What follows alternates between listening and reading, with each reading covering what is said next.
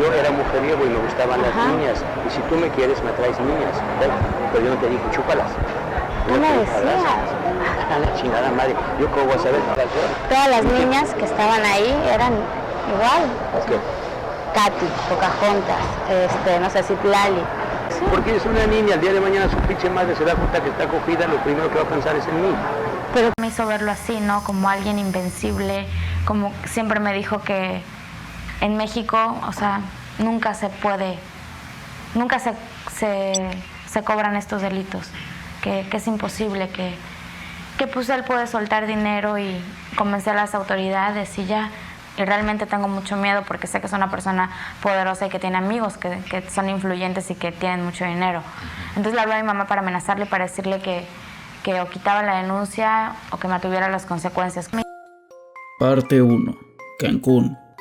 Bajo el sol de Cancún y sus bellas playas azules, la suave arena, las fiestas y la música, los hoteles y sus comodidades o la comida tan fresca y apetecible, te invade una vibra de paz y felicidad. Alejado de obligaciones, trabajo y estrés, es como un paraíso, como un Edén. Pero incluso en un lugar como este existen sus demonios, y de eso se trata este video. Uno puede pensar que los políticos y empresarios poderosos, quienes parecen estar por encima de nosotros, pueden llegar a ser corruptos y arrogantes, pero uno se queda corto. Ni siquiera lo expuesto en Los demonios del Edén, una enorme investigación escrita por Lidia Cacho, refleja la terrible realidad por la que tienen y han tenido que pasar los más vulnerables de nuestra sociedad, los niños. Antes de continuar, te recuerdo que todo lo que estás por escuchar tiene sustentos en documentos oficiales o de dominio público, así como pruebas oficiales y testimonios directos. Lo que hizo Lidia fue tomar las piezas del rompecabezas que es este caso, recopilarlas y exponer una de tantas redes de trata de infantes, sus causas y consecuencias. Este es el Hotel Solimar, y estas algunas de las 50 villas propiedad de Jansu Karkuri, conocido coloquialmente por los locales como el tío Johnny. Estos asentamientos privados, parecidos a lo que ahora son los Airbnb, eran puntos de reunión en los que Su Karkuri juntaba pequeños de entre los 5 hasta los 13 años de edad para aprovecharse de ellos. Estas villas contaban con mucho espacio y comodidades. Tenían una bella vista a la playa, piscinas y resbaladillas para que los pequeños pudieran jugar libremente. Cada experiencia de cada niño era distinta, pero estos chicos cumplían con ciertas características. Por ejemplo, gran parte de estos sufrían de condiciones de pobreza, abandono, negligencia por parte de sus padres o tutores, o incluso por instituciones como escuelas públicas o privadas, además de que también podría ser el caso de que sus padres trabajaran para el propio Su Karkuri o los socios de este. Kuri tenía una compleja red en la que lograba que sus propias víctimas trajeran a más niños iguales que ellos a sus villas, pudiendo convencerlos fácilmente al permitirles frecuentar sus albercas y sitios donde pudiesen encontrar diversión. Asimismo, él se mostraba como una persona cariñosa, benevolente y amable. Construía una conexión emocional especial con cada una de sus víctimas. Según muchos testigos, era comparable a la de una figura paterna, así como muchos líderes de sectas o abusadores que se aprovechan de la vulnerabilidad de sus miembros. No solo formaba estas conexiones con los niños, también con sus familias y su comunidad, pues brindaba apoyo económico y mejoras en la calidad de vida para los locales. Durante el largo tiempo en el que cometió la mayoría de sus abusos, tenía una muy buena reputación a base de manipulación emocional y de dar migajas de su fortuna a la gente cercana a él o a los miembros de sus empresas, quienes algunos, incluso sospechando de sus actividades ilícitas, se hacían de la vista gorda. Posteriormente, y de forma gradual, comenzaban los abusos carnales. Con la parte emocional ya establecida, Kuri se atrevía a ultrajar a sus víctimas y mostrar su verdadera cara. Él era una persona muy agresiva, con un temperamento muy débil e impredecible, que gritaba y amedrentaba a los demás, para que de un momento a otro se mostrase calmado, amable y cariñoso. De esta forma, provocaba una necesidad de aprobación en sus víctimas, quienes desarrollaban sentimientos de apego y miedo a hablar de sus verdaderas incomodidades y los horrores por los que los hizo pasar. John, así le dicen todos. Lo conozco cuando tenía 13 años. Empieza a ser como que un juego, como que cierra los ojos, no te va a pasar nada. tranquila. Es un juego, es normal. Fue la primera vez que me da un beso. Le tenía mucho miedo. Ella comenzó a contarme su historia. Poco a poco, estos chicos se alejaban de sus seres queridos, convencidos de que no tenían otra opción más que aguantar este suplicio. Si alguno de estos pequeños tenía el infortunio de tener una familia abusiva o negligente, podía sentirse más cómodo con Curi en un principio, pues él les brindaría atención, cariño y comodidades que percibían que su familia no les brindaba. Incluso a pesar de los abusos, evidentemente los menores eran sometidos a una enajenación completa de la realidad, en la cual normalizaron ser sometidos a situaciones tan terribles que es muy difícil siquiera escucharlas. Aparte de los terribles actos que realizó a los pequeños, llegó a obligarlos bajo amenaza a tener relaciones entre ellos, incluso en el caso de hermanos y hermanas. Además, invitaba a otros adultos a abusar de los pequeños, hacerles daño, grabarlos cometiendo atrocidades y amenazarlos con revelar dichos videos a sus familiares. También los hacía observar los videos en repetidas ocasiones. Todos los pequeños aseguran que Sukar Curi les exigía no decir nada de lo acontecido a sus padres, y que si lo hacían los demandaría por mentirosos. Obviamente no tiene sentido que Curi fuera a mostrarle este material a sus padres si quería mantenerse oculto, pero es importante mencionar este hecho, pues te da a entender el nivel de ingenuidad y manipulación emocional al que estaban sometidas sus víctimas, y la completa deshumanización y destrucción de su voluntad, la cual permitía alterar la coherencia de los mismos e incluso de comunidades enteras que en su momento decidieron quedarse calladas. Y no solo se queden con eso, porque hay más detalles narrados en el libro que solo causan más repulsión e indignación. Cada una de estas anécdotas es contada con detalles de la perspectiva de las víctimas, mismas que solo son un puñado, por lo que hay más pequeños con historias terribles que nunca van a salir a la luz y otras que ni siquiera han sido contadas. Por ejemplo, uno de estos chicos niega haber sido abusado de cualquier forma, aunque los demás pequeños cuenten con detalle todo lo que les hizo ser Sukar Curi e incluso existan pruebas que lo demuestran. También es normal que en estos casos se olviden los acontecimientos como un método de defensa para sobrellevar eventos traumáticos muy fuertes. Así es como Sukar Curi conseguía la mayor parte de su fortuna, a base de turismo carnal, pues toda esta compleja red no solo era para satisfacer sus asquerosas necesidades. Vendía a estos pequeños extranjeros, empresarios importantes, miembros de partidos políticos y movimientos sociales como el movimiento zapatista, en general personas con gran poder adquisitivo. Mientras Sukar Curi gozaba de su fortuna, también llegó a chantajear con grandes sumas de dinero a las hijas menores de edad de sus amigos y socios laborales, para así también poder aprovecharse de ellas. Muchos de estos socios y amigos que depositaban su confianza y aprecio en Curi eran ignorantes de que estas cosas sucedieran a la par. Todo lo narrado anteriormente coincide de forma aterradora con un relato que ya ha sido expuesto en este canal, el llamado Acapulco Kids, que realmente es una crónica escrita por el periodista Alejandro Almazán, la cual recopila testimonios de niños sometidos a explotación carnal y la cual da un vistazo más personal y crudo a la psique de las víctimas. Aquí queda preguntarse cómo alguien como Curi consiguió tanta fortuna, dónde empezó todo y por qué estuvo tantos años impune. Sukar Curi nació en 1944 en la República Libanesa. Nació siendo miembro de una familia privilegiada. De lo poco que se sabe es que era una persona problemática y poco querida por su propia familia. Era un apostador frecuente y llegó a robar dinero a sus padres y tuvo muchas riñas con sus parientes. Por esta razón se mudó de forma ilegal y poco después se nacionalizó en México, con otros familiares que vivían en Guanajuato y poseían negocios que Sukar Curi administró durante un tiempo. Posteriormente levantó una fuente de sodas en el aeropuerto de Cancún y algunas tiendas de artículos baratos para turistas. Formó amistad con Kamel Nassif, conocido como el rey de la mezclilla, un importante empresario también libanés, propietario de decenas de maquiladoras de tela. Se sabe de buena fuente que los empleados de estas maquiladoras eran explotados, sujetos a malos tratos, discriminación y vulnerabilidad. Expuestos a terribles condiciones de trabajo y la cereza sobre el pastel, sus fábricas ya eran objeto de controversia antes de todo esto, pues la contaminación que propiciaban al medio ambiente local era tal que se podían apreciar ríos y lagos pintados de azul por la pintura que usaban en sus fábricas.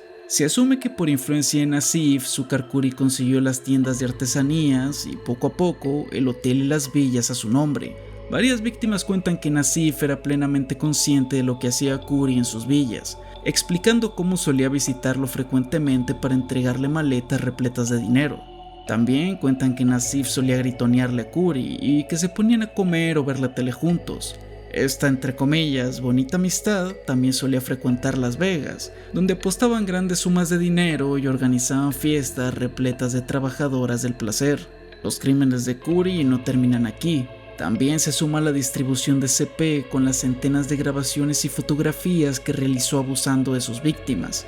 Todo este material fue distribuido por internet, que lamentablemente es difícil que actualmente pueda ser eliminado en su totalidad, debido a la enorme propagación que tuvo en su momento. Además de esto, presuntamente Gloria Pita, la esposa de Succar-Kuri, también se muestra participando en los videos, en los que se le puede ver abusando de varias pequeñas. Cabe resaltar que cuando Succar-Kuri tenía 40 años, conoció a Gloria Pita, a sus 5.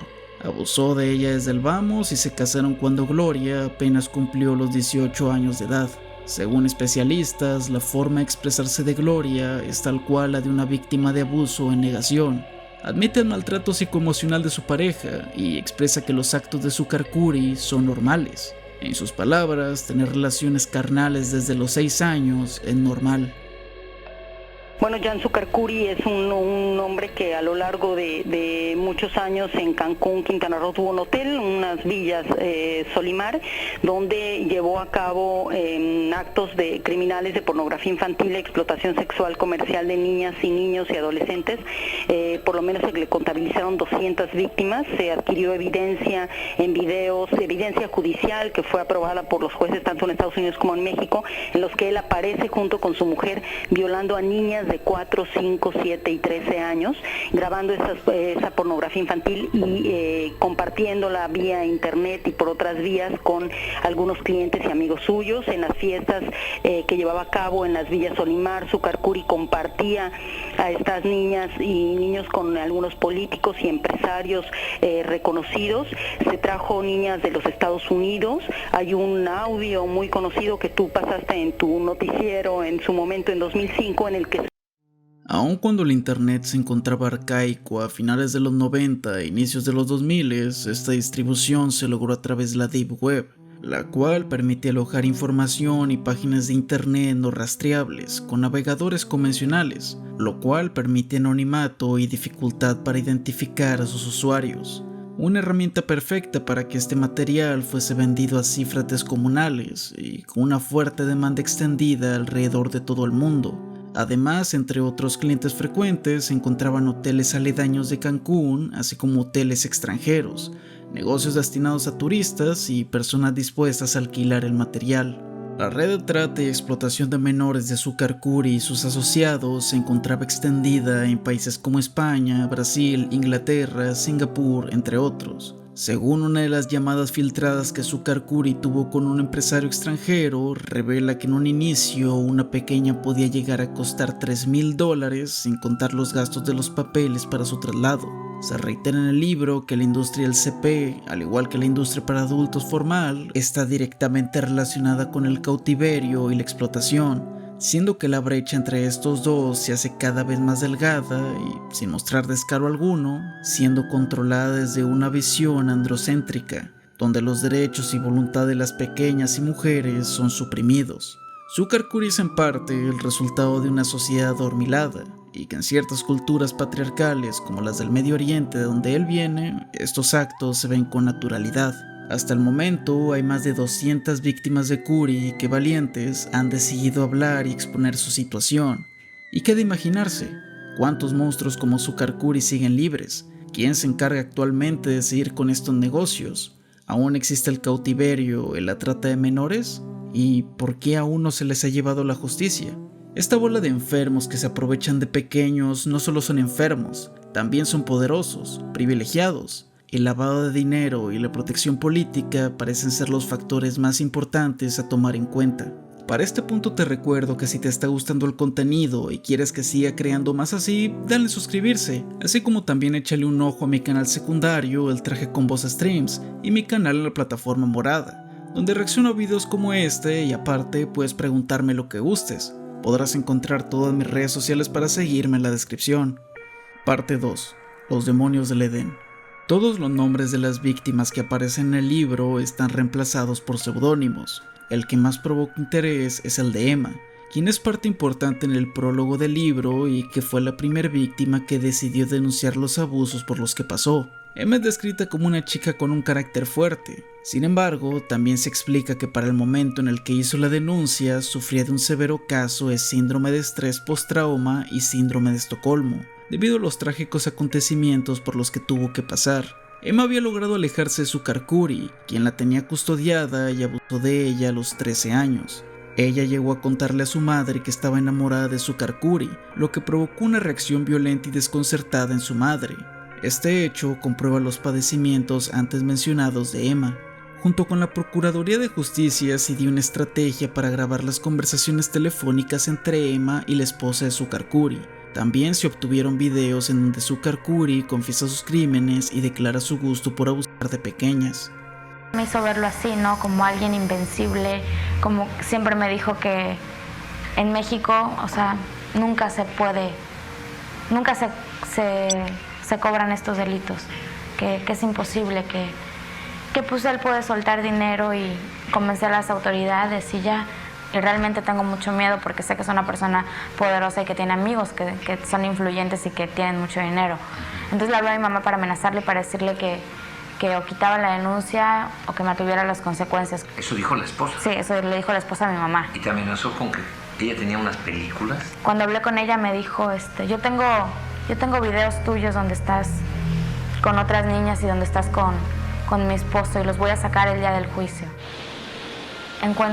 A pesar de que el Estado poseyera esta evidencia por 15 días, dejaron que su Karkuri se escapara hacia los Estados Unidos. Según un testimonio cercano a su Karkuri, el subprocurador de justicia al momento, quien tiene una relación cercana con Kuri, le avisó sobre la abertura de su expediente y la denuncia que le había hecho Emma, por lo que Kuri pudo escapar de México a tiempo, un poco antes de que se le ordenara una orden de aprehensión. Kuri se había escapado sin que ni un solo policía lo detuviera en el aeropuerto. Y entre estos días, Emma recibió llamadas telefónicas por parte de la familia de Kuri ofreciéndole retirar su denuncia por dinero. Mientras ocurría este proceso, Emma fue convencida por una controvertida y mediocre abogada llamada Lady Campos Vera.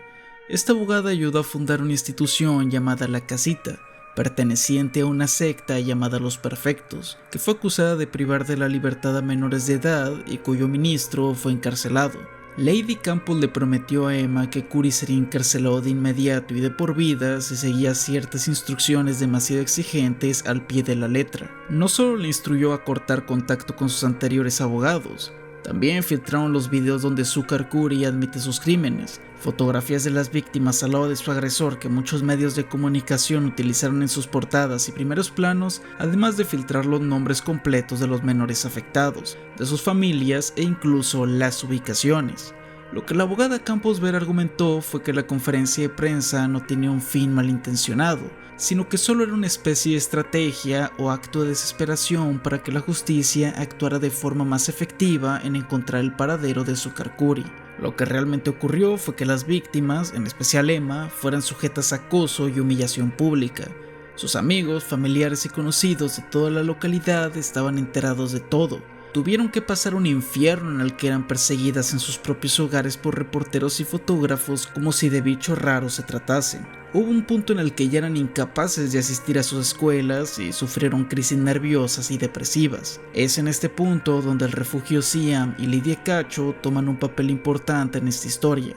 Lidia Cacho, una periodista nacida en Ciudad de México, quien en un principio viajaba por la República con el simple objetivo de escribir poesía y sobre distintas expresiones de cultura del país, no pudo evitar notar cómo en sus viajes, en especial en sus visitas por los lugares más acaudalados de Quintana Roo, se podían ver a mujeres muy jóvenes íntimamente relacionadas con hombres mayores, millonarios, empresarios, extranjeros y políticos. Lidia se dedicó a hablar sobre igualdad de género y feminismo en programas de radio donde era invitada. Esto en una época donde se expresaba un fuerte rechazo a dichas ideologías. Este rechazo se potenciaba aún más porque se dedicó a escribir sobre lo que nadie quería hablar, la trata de infantes. pues era inaudito que se hablara de eso en un lugar como Quintana Roo, que buscaba por todos lados mostrar una buena imagen para los empresarios y turistas que quisieran invertir en el estado. Ya desde aquí existían amenazas hacia su persona e intentos de sobornos para mantenerla callada. A pesar de los inconvenientes y la dificultad, Lidia fundó el CIAM, un refugio para mujeres y víctimas de violencia de género y sus hijos. Tanto era el alboroto causado por la filtración de estos datos de las víctimas que el CIAM había quedado repleto y sin espacio para más personas, por lo que un hotel prestó sus instalaciones para resguardar a más familias. La propia Emma, en una conferencia de prensa, salió con un rebozo azul y unos lentes oscuros a denunciar a los medios de comunicación y pidió que los reporteros se concentraran más en su Karkuri y su red de trata que en las propias víctimas afectadas. Un acto valiente por parte de Emma e indignante para nosotros, pues es impresionante cómo el amarillismo de la época y el hambre de poder de los medios estaba por encima del bienestar de víctimas que pasaron por lo peor.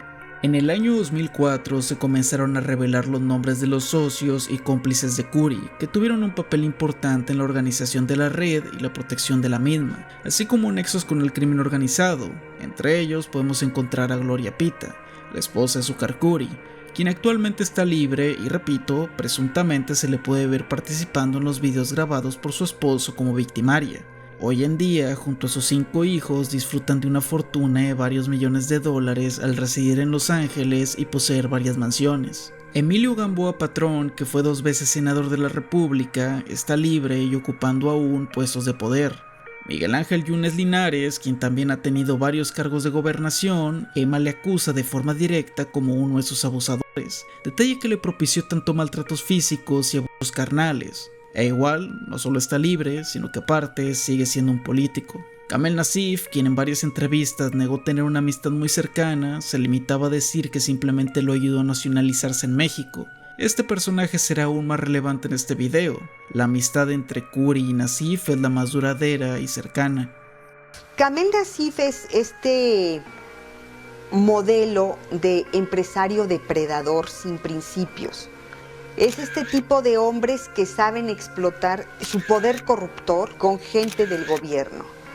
Donde ha tenido negocios, ha tenido una relación de amistad con los distintos gobernadores. Mientras Sukar Kuri estaba prófugo, llamó a una estación de radio donde declaró que estaba enamorado de Emma, que la abogada Campos Vera quiso chantajearlo y le pidió millones de dólares a cambio de no seguir con la denuncia y que miembros del PGR lo habían traicionado sin dar más detalles o nombres. Por estas mismas fechas se dictaron órdenes para hacer cateo de las propiedades de Sukar Kuri y se solicitó la ayuda del Interpol. En su hogar encontraron más evidencia comprometedora en sus dispositivos electrónicos y que hacía sentido con lo que contaban los testimonios y las conversaciones que tuvieron con él. Finalmente, el 6 de febrero de 2006, los medios de comunicación amanecieron con la noticia de que habían capturado a Gian Sukar Kuri a la edad de 59 años en Arizona, Estados Unidos, y que pronto sería extraditado a Cancún. Los investigadores explicaron que fue difícil encontrar a Kuri debido a su utilización de aplicaciones antirrastreos en sus dispositivos, algo muy parecido a lo que ahora son las VPNs. Aparentemente, para este punto ya se comenzaba a hacer justicia. También se habían sumado al menos 20 demandas de más víctimas afectadas, y como él estuvieron recibiendo amenazas y chantajes para no hacer las denuncias. Se sabe que por esto muchas víctimas decidieron cancelar su denuncia. En parte por las amenazas y en parte para evitarse el estrés, tiempo y recursos que implicaban realizar la denuncia. Lamentablemente, esto es algo muy común en víctimas de abusos, y sucedería menos si el sistema judicial fuera más efectivo haciendo su trabajo.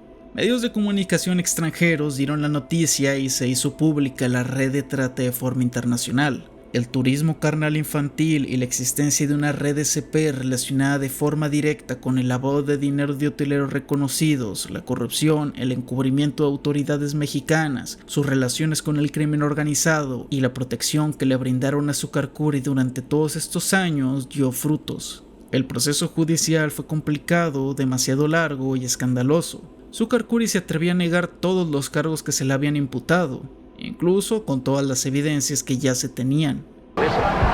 Cuando yo te conocí, me acababa de acostar con Salado. Ah, sí. Me acababa, ya sangró, me salió un chingo de sangre. Un chingo. Y dice, mi mamá me va a cagar, porque acabo de terminar de arreglar. ¿Por qué era señorita Sandra? Yo no lo puedo decir. Señora Sandra. 16, 17, 16. Fíjate, a mí todas sangran conmigo. Mi esposa sangró, varias gatas que yo he cogido que sangran. Tú te dabas tus fajes ahí con ella, yo cerraba la puerta y me salía. Tú me pedías esos fajes, tú prendías tu camarita para que yo me fajara con ellas. Y no había oscuras. Yo veía, digo, si te gustaba o no te gusta, es tu problema. Si no te gustaba, lo hacías por mí, también es tu problema. Me estás diciendo que yo te enseñé, que yo te obligué. Tú me enseñaste a hacer eso. O sea, tú me enseñaste que si necesitas medicina, te la tenía que dar. ¿Por qué? Porque te vería. Que yo era mujeriego y me gustaban las niñas. Y si tú me quieres, me traes niñas. Pero yo no te dije, chúpalas. Tú me decías. A la chingada madre, yo cómo voy a saber. Todas las niñas que estaban ahí eran igual. Okay. Katy, Pocahontas, no sé, Citlali. Sí. Porque es una niña, el día de mañana su pinche madre se da cuenta que está cogida, lo primero que va a pensar es en mí. Pero porque va a tu casa, entonces... Es lo que te digo, pero si la niña confiesa que no fui yo ya estoy tranquilo. Pero es que yo ni siquiera voy a cargar con una culpa que no es mía. Sí, yo sé, pero es que ahí... Leslie fue a mi casa desde los 8 hasta los 12 años. Leslie se bañaba conmigo, brincaba a mi casa encuerada. Estuvo 2, 3, 4 años en mi casa. Dormía semanas enteras. Jamás me metí con ella. Jamás. Pero la besabas y la tocabas. Ya te estoy diciendo, eso está permitido. Porque es el riesgo de ir a estar con un pinche viejo a solas en su casa. ¿Me entiendes? Sí. Es parte del riesgo. Nada más me cuidas mi hija, sí, me cuidas mi hija. Pero si la pinche hija al día siguiente ya con un hoyo de ese tamaño, pues ya no me la cuidaste. ¿Me entiendes? Sí, sí. Eso está permitido. Yo, por ejemplo, a Leslie, a mí tengo una de 4 años, me dice está cogida, y yo veo que está cogida, a lo mejor me acuesto con ella y le meto la verga. Lo dudo, pero voy a decir, ya sé que está cogida. Pero una niña solita, por nada del mundo, me fascina hacerle así, tocarla, acariciarla. Yo tan emociono, me entra, luego me dejas besártela así, órale, es todo lo que hago. Y es mi vicio, es mi pendejada. Y sí, es delito.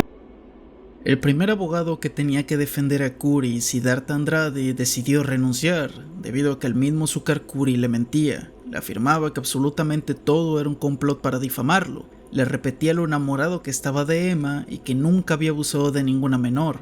El abogado argumentó que jamás defendería a alguien como Sucar Curi. Más tarde, el siguiente abogado defensor de Curi, que estaba asociado con miembros del crimen organizado, amenazó a Andrade y a su hermano con quitarle la vida solo para que consecuentemente les dieran un levantón y propiciaran una golpiza a uno de ellos. Este suceso no tiene mucha información disponible y no se sabe si fue por lo que el abogado dijo de Curi o quizá un ajuste de cuentas de otra índole. Durante el juicio, Curi revictimizó a los afectados, argumentando que, como recibían dinero, fueron los pequeños los que se ofrecieron a dar su cuerpo, que era su culpa y la de sus padres por dejarlos solos con un hombre como él, que según ya sabían a qué iban y no debieron haberse vulnerado así. Evitaba aceptar su culpa a toda costa, ni una pizca de empatía se podía encontrar en Sucar Curi, un verdadero psicópata zafado de la realidad. La defensa de Curi calificó sus acciones como simple prostitución. Incluso si quitamos el hecho de que eran pequeñas a quienes utilizaba, no se puede ignorar que en esta industria la gran mayoría de mujeres que ejercen este trabajo lo hicieron forzosamente, bajo coacción o porque no contaban con los recursos para costearse necesidades básicas. Además, siempre está de la mano con otras actividades ilícitas que no causan más que daño a la sociedad. Es una práctica que no debería ser normalizada, ni mucho menos institucionalizada. Los cómplices de Sucar Curi, fieles a él, negaron su culpabilidad durante los juicios. Por ejemplo, Sandra Luz Arriaga, quien se encargaba de administrar las villas de Curi, afirmó que era un hombre caballeroso y amable, que jamás vio a su jefe con ningún pequeño o pequeña que no fueran sus hijos. Sin embargo, los testigos menores afirmaron conocer a Sandra Luz, e incluso haberla visto regularmente en las villas, siendo testigo de los acontecimientos. Otros testigos a favor de Curi que negaban sus crímenes fueron descubiertos desesperados, escondiendo bolsas y cajas con sobres y objetos de las propiedades de Curi y trasladándolas en camionetas. Todo esto justo antes de que ordenaran la orden de cateo en sus propiedades. Quién sabe qué tantas cosas no se supieron y no se sabrán por culpa de los cómplices de Succar-Kuri, los cuales eliminaron importante evidencia de todo tipo. A pesar de la cantidad de pruebas, tuvieron que pasar casi 6 años para que se pudiera condenar a Succar-Kuri por los delitos de pederastia, CP y lavado de dinero. 112 años de prisión y una indemnización de 2.5 millones de pesos a las víctimas, así como cubrir los gastos de rehabilitación de por vida, aunque después se redujo a 93 años. Parte 3. Repercusiones. Succar-Kuri vivió de una forma privilegiada en las cárceles donde estuvo preso. Aún poseía muchísimo dinero que utilizaba para comprar lo que tuviera a su alcance y así tener los mejores lujos posibles en su celda, con paredes pintadas, celda amueblada, una cama king size, biblioteca propia, baño privado, televisión, policías a su servicio e incluso existen testigos que mencionan haber visto pequeñas entrar a la celda de Succar-Kuri, quien muy posiblemente seguía manejando la red de trata. De personas que trabajaban en el penal que me contaban cómo seguía metiendo niñas al penal en las noches, tenía una suite, una cama king size con un baño privado, con una especie como de biblioteca, cuando las celdas de al lado tenían 18, 20 internos. Ahí me puedes ver justamente en su suite, que aparte le tuvo que dar permiso a los comandantes para que nos enseñara su celda. Esa vez que fuimos, nos recibió con ese libro que me pareció una ofensa porque soy una mujer que admira profundamente a Lidia Cacho. Y bueno, él hablaba de Lidia Cacho como lo peor del mundo, ¿no? Un pedófilo del libro, la verdad, cobarde, inseguro y muy ingrato, pensando que pues con dinero se podía pagar absolutamente todo, y desafortunadamente pues lo lograba. Queda muy claro el objetivo de Lidia Cacho, a pesar de todas las trabas que le pusieron al publicar Los demonios del Edén. Sin importar las amenazas, intentos de chantaje hacia ella y la presión del director de la editorial, la investigación fue publicada. Dejó en evidencia a los autores intelectuales de la red, causó un revuelo mediático en la población mexicana y pronto su trabajo fue reconocido, así como los nombres de los perpetradores expuestos. Lastimosamente, la historia no termina aquí, pues Succar-Kuri y sus socios no se quedaron con los brazos cruzados e intentaron buscar venganza contra la periodista, amedrentándola de distintas formas e intentando acabar con su vida alrededor de los siguientes años. El 16 de diciembre del año 2005, 6 meses después de la publicación del libro, Lidia Cacho fue privada de su libertad y puesta a disposición de las autoridades. Primero fue detenida en Cancún por policías armados vestidos como civiles. Lidia estaba acompañada por su equipo de seguridad privada, que en ese momento de distracción no pudo hacer mucho para evitar su cautiverio. La detención fue ilegal desde un inicio, pues no se le mostró la orden de aprehensión formal, a pesar de haberla solicitado. Las ventanitas de la fachada de la instalación, abro la puerta y me encuentro a la licenciada rodeada de 3 individuos. Los detecté armados, me acerco a ella y pregunto qué pasa. Estamos efectuando una aprehensión. Pues, ¿quiénes son ustedes? Me dice, somos judiciales de Puebla y esta es la orden de aprehensión. Mi reacción es subir rápido por la abogada y salimos las dos disparadas en mi vehículo a tratar de seguir a Lidia. Mis compañeras siguen monitoreando lo que es la cámara y me hablan por teléfono y me dicen, tengan cuidado que las están siguiendo. Me voy a la Procuraduría, no me la dejan ver y me atiende un judicial de Puebla y me dice que se la van a llevar en ese momento a Puebla. Se la llevaron en un automóvil que era acompañado por una camioneta Jeep Liberty color blanca. Ahí fue escoltada por hombres en un recorrido de 20 horas sin aparente rumbo claro, sin permitirle ir al baño, alimentarse o dormir. Estos la humillaron, la maltrataron físicamente y carnalmente. Le dejaron en claro que al final del recorrido terminarían con su vida si no firmaba un documento donde confesaría que todo el contenido de su investigación era completamente falso. Aún bajo esta inimaginable presión y miedo, se mantuvo firme. Se negó a firmar cualquier documento y afortunadamente los medios de comunicación se enteraron de su cautiverio, siendo que la policía se vio obligada a llevarla viva a la cárcel de Puebla para aparentar legalidad en su detención. Los agentes la trasladaron a una patrulla en una caseta entre Puebla y Veracruz, donde ahora estaba custodiada por agentes policiales femeninos. La crueldad de los torturadores, de estos policías, era inusitada. Es decir, ellos tenían órdenes efectivamente, pero estaban disfrutando lo que hacían. Todo el camino de esas 20 horas de tortura, ellos insistieron persistentemente que si yo los denunciaba, me iban a matar y me describían cómo me iban a matar. Me iban a descuartizar. Las cosas que suceden en México, encontrar a una periodista muerta en una bolsa hecha pedazos, hablando de mi familia.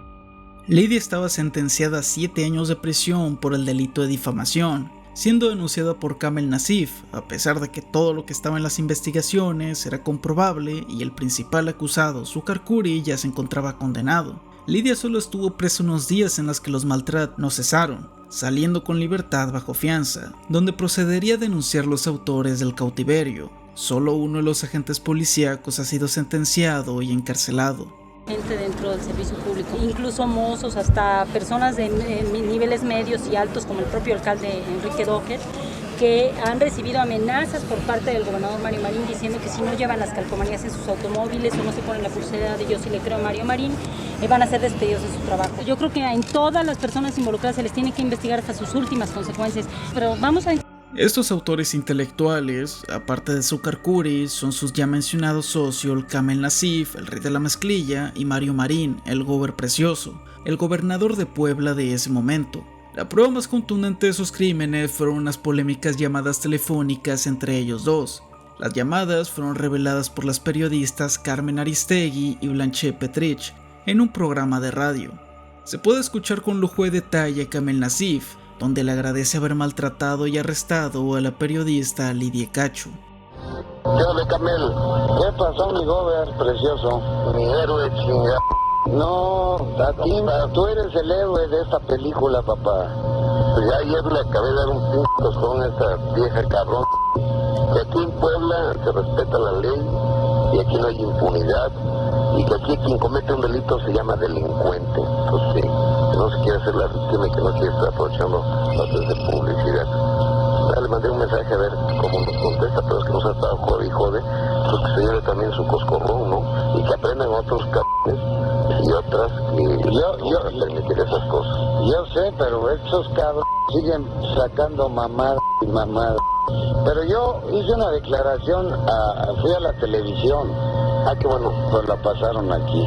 Y yo en el Milenio le dije, si lo quieres leer, en el de México le dije, pues al señor gobernador no le tembló la mano. Claro. Ok, claro, no nos tiembla. Ni nos temblarán. Y bola de ratas que han hecho, qué asquerosidad es esto, no se sienten Dios. Así es, en el poder. Yo te hablé para darte las gracias de lo que hiciste, que yo sé que te metí en un problema, pero no, hombre, pero me gustan esos temas. Coincido contigo, hijo de la chingada. Digo, somos santos desde luego, ¿no? Pero si alguien tiene pruebas que las presentes, lo mejor que se calle en la boca. Y yo para darte un abrazo, te tengo aquí una botella bellísima de un coñac, que no sé a dónde te lo mando, pues a Casa Puebla. Bueno, tengo una botella que te traje para mandártela. Órale, ¿sale?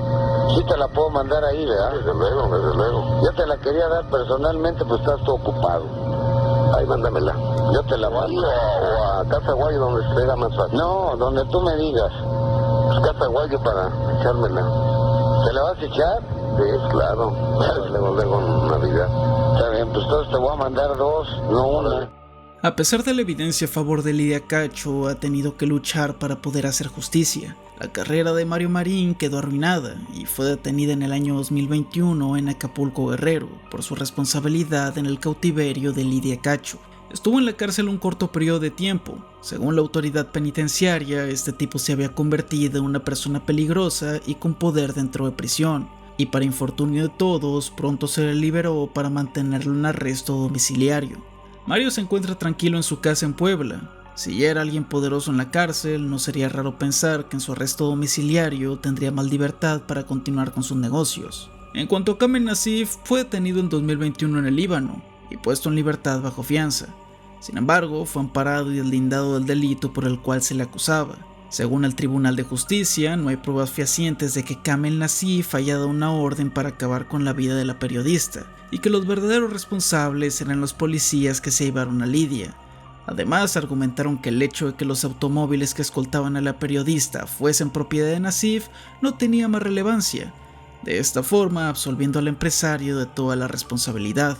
Esta ridícula declaración por parte del Tribunal de Justicia implicó una posible oportunidad para Mario Marín de ser amparado también y puesto en libertad, pero por el momento no se ha sabido más.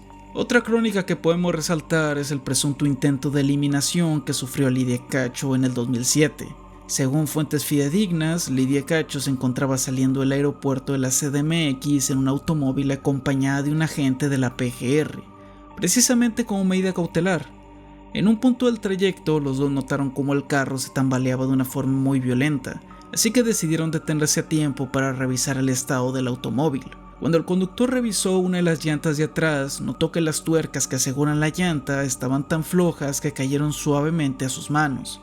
Identificó que 3 de las 4 tuercas que aseguraban la llanta habían sido limadas. Toda la situación pareció un plan para provocar un accidente fatal.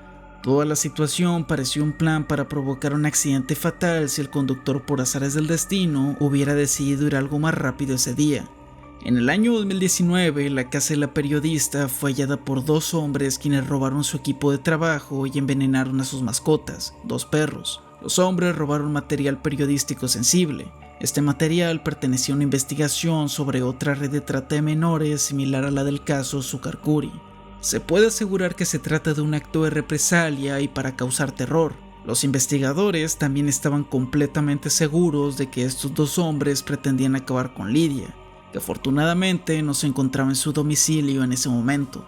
Una tribu maravillosa, mis hermanas, hermanos y mi madre ya murió, pero saben lo que hago. No les digo todo el tiempo. Mi hermana, la más pequeña, sí me tiene la orden de que le tengo que avisar todos los días por la mañana que estoy bien, ¿no? Por dónde ando. He perdido muchas amistades por este trabajo. He perdido amistades que hay momentos en los que me han dicho, te quiero un montón, tenemos 20 años de amistad, pero yo ya no puedo seguirte viendo, me da mucho miedo que algo me suceda. Por ir contigo a un restaurante, por sentarme junto a ti y que por matarte a ti me maten a mí, o ver que algo te suceda y ya no quiero estar cerca de ti. Y he perdido muchos afectos por eso también, incluida una pareja. Parte 4. Actualidad. Después de tanto acoso, no es raro saber que Lidia ya no vive en México. No parece inoportuno asegurar que fue exiliada de su propio país y actualmente reside en España. Una demostración de la corrupción en México y lo vulnerables que se encuentran los reporteros que se deciden a hablar con la verdad. En cuanto a Zucarcuri, él perdió la vida en la cárcel a los 79 años, en junio de 2024. Antes de poder salir de la cárcel para pasar el resto de su condena en arresto domiciliario. Según Lidia Cacho, quien se ha mantenido en contacto con las víctimas que aparecen en Los Demonios del Edén, su fallecimiento significa el fin de una pesadilla. La historia de Emma se torna más compleja. Su verdadero nombre es Edith Encalada. Actualmente ella es artista y se dedica a la industria de la música. Esto ya se puede decir sin problemas, pues la misma Edith ya ha hecho público su nombre y ha dado declaraciones y entrevistas explicando su situación con Lidia Cacho, a quien Edith ha llegado a acusar de maltrato emocional y de haberse aprovechado de ella. Según Edith, Lidia Cacho utiliza el dolor y las desgracias de las víctimas de la red para lucrar y nunca le ha dado regalías por las ventas de su libro. Además, implica que Lidia expuso sus datos personales por la publicación del libro, aunque esto último se sabe que es responsabilidad de la abogada Campos Vera. En algunos podcasts explica cómo su estadía en el refugio fue uno de los momentos más depresivos de su vida. Considera su estadía en el lugar como una privación de su libertad. No le dejaban tener comunicación con sus seres queridos y con el mundo exterior. Edith afirma que Lidia Cacho ha revictimizado a los afectados en su libro y que la hizo sentir traicionada por vender su historia de abuso a los medios, sin considerarla a ella o pedir su consentimiento. Las declaraciones de Edith han sido sumamente cuestionables. Ha afirmado que Lidia Cacho imputó sin sustento a políticos como el exgobernador de Puebla Mario Marín Torres o a Emilio Gamboa, ya que no forman parte de las denuncias por abuso de menores presentadas ante las autoridades. Edith asegura haber hecho una demanda en contra de Lidia Cacho por vulnerar su vida privada en el libro. aunque hasta el momento la demanda no ha procedido y no se sabe mucho. Siempre me prometió que todo se mantendría en secreto. Cuando me fui de ahí me dijo que todo iba a estar en los archivos del CIAM y pues fue una vil mentira. Todo lo ha publicado, todo lo ha divulgado en los medios de comunicación. Un día la descubrí a ella que se volvió reportera de mi penosa situación. Supuestamente ella me iba a resguardar, que toda mi información iba a estar confidencial en el CIAM. Y entonces es cuando empezamos a tener ciertas discusiones, porque le dije, ¿por qué estás reportando? Y decía, mi niña, es para protegerte, pero ¿cómo me estás protegiendo si me estás exponiendo? No solo a mí, a mis familiares también, y no queremos que gente que ni siquiera conocemos sepa de este caso. Quería mandarme a Dallas, Texas, a otro refugio, donde estaría también 3 meses encerrada.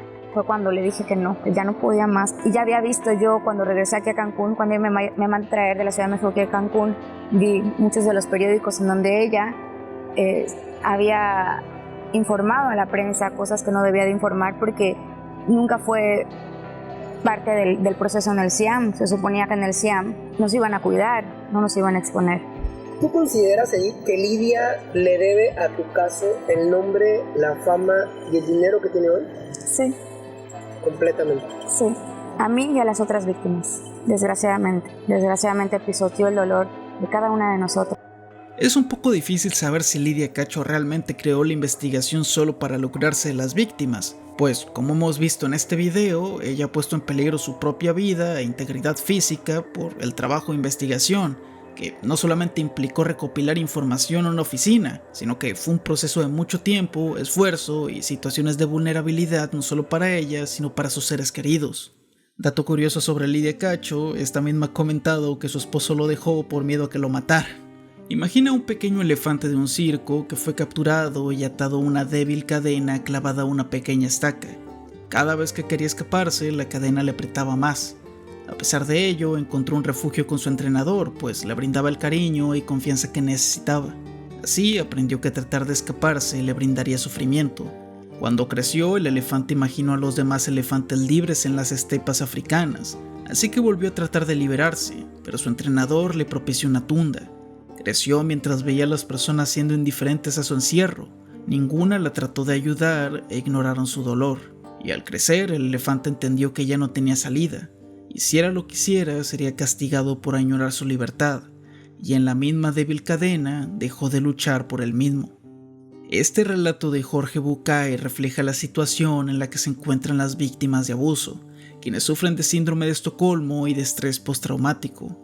Sin importar su edad, quienes han crecido en condiciones de abuso y violencia sufren en una sociedad a la que poco le importa el dolor ajeno y se conforman con la cruel realidad que les tocó vivir, y donde hagan lo que hagan, alguien siempre las encontrará culpables por ser víctimas. El caso de Xúcar Curi es una muestra fehaciente de la ineficacia y la corrupción de las autoridades mexicanas, quienes son responsables de que miles de víctimas de delitos graves prefieran mantenerse callados en vez de enfrentarse al sistema judicial. La estigmatización y la revictimización sistemática de las víctimas es el alimento de la impunidad para los criminales, los cuales se aprovechan de estas inseguridades como elemento de inanición de las víctimas.